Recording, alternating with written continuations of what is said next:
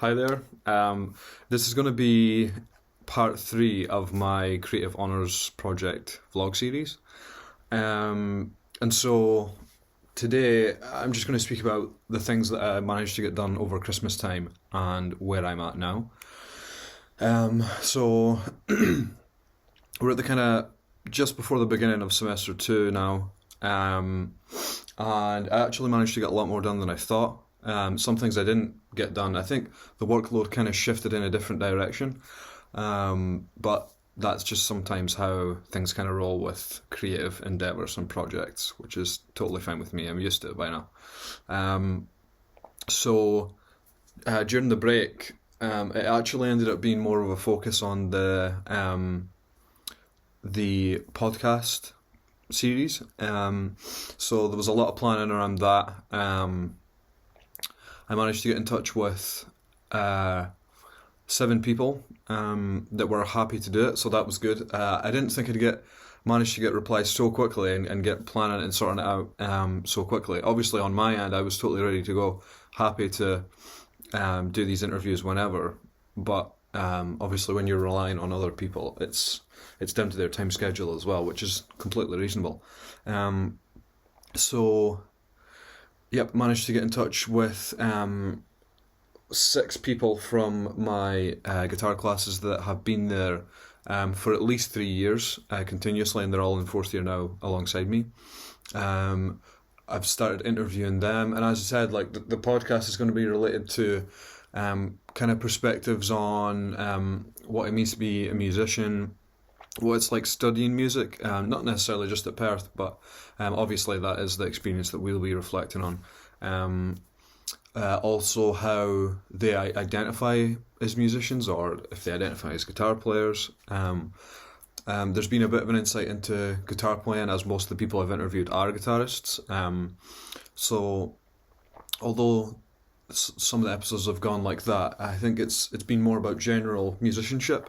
And I'm hoping to get in touch with a singer that's on the course as well, to try and get her perspective on how she uses the guitar as an instrument, because obviously she might not identify as a guitar player, or that's her main. It's obviously not her main instrument, so it'll be interesting to see her perspective on things. I've actually really started to. I knew I was going to enjoy the work throughout 4th year, but it's been quite surprising as to how much I've enjoyed it, considering I've created such a workload for myself. Instead of just creating an album or an EP, I did want to create something that was completely cohesive and could do the best job at reflecting on my time in the past 4 years of being at Perth. And obviously, throughout the kind of beginning stages and the planning stages, it was really hard to kind of get a kind of put a finger on what that was going to look like, because I knew I wanted to do something with teaching. I knew I wanted to create music in the form of an EP, and I knew I wanted to create a podcast and have discussions. So it was just about trying to bring that all together. I mean, at some points we were thinking we could maybe do like an album where I play things and discuss them, and I could be teaching throughout and having interviews in between that. And then we kind of thought, well, it just might not really work. And sometimes you sit on an idea and add arms and legs to it, and then you realise like this is just totally not going to work.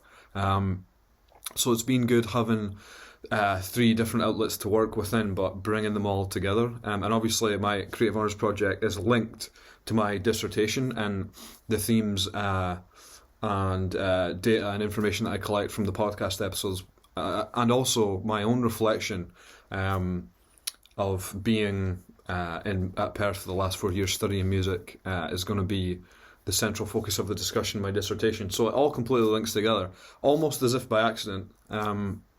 It was quite difficult to.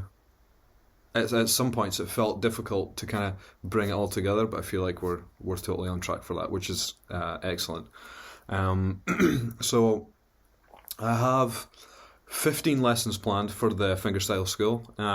The kind of basic shell of my website has been there for a while now, and it's started to kind of get more flesh on it, which is great. I have a good looking homepage now, a link to the EP that will be coming out soon, and also have tabs for the fingerstyle school and the podcast episodes.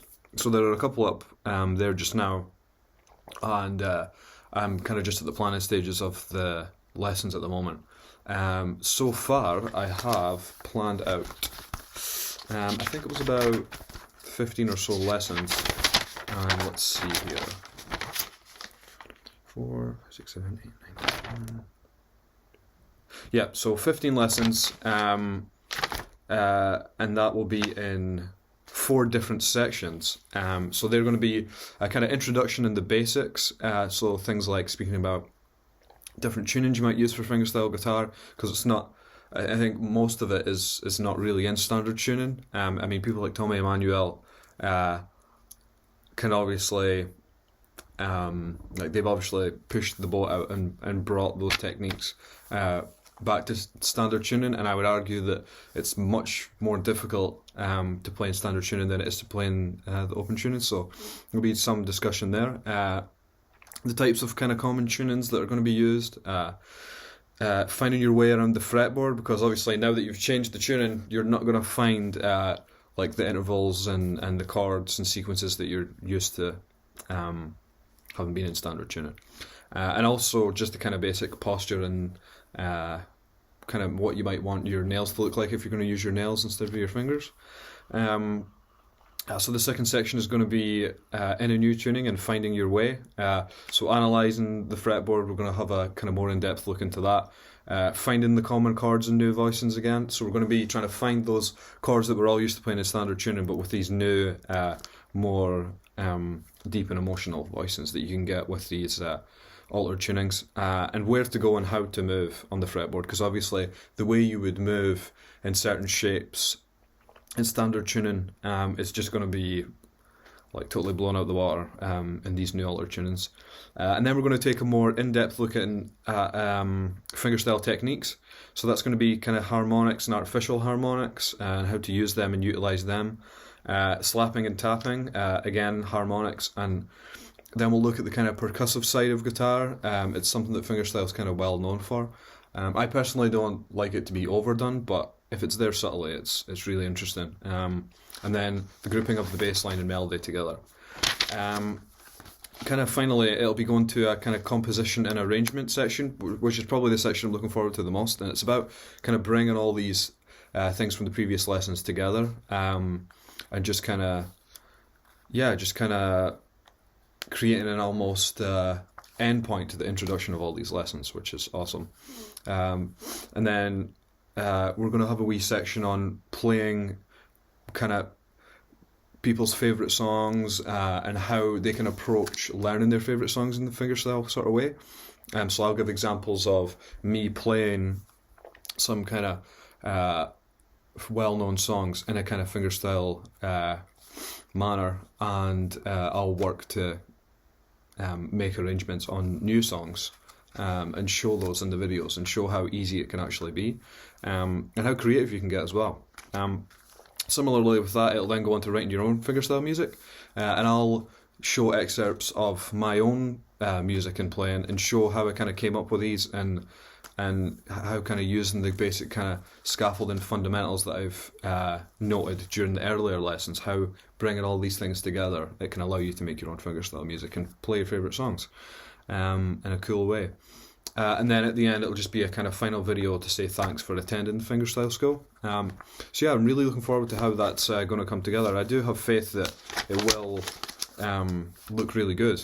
Yeah, so I'm looking forward to building on that, and yeah, I think I'm making really good progress with just kind of doing all the work. It's been good because it's not been like here's a ton of work to go and do it and it's super difficult and you can't really connect with it. It's been more, it's just kind of come outward from me, and it's about me creating all these things and planning them out, and it's been so much fun so far, and yeah, it's proved to me how much I've grown throughout the 4 years, and yeah, I'm looking forward to getting on with the actual podcast interviews now and developing these lessons further.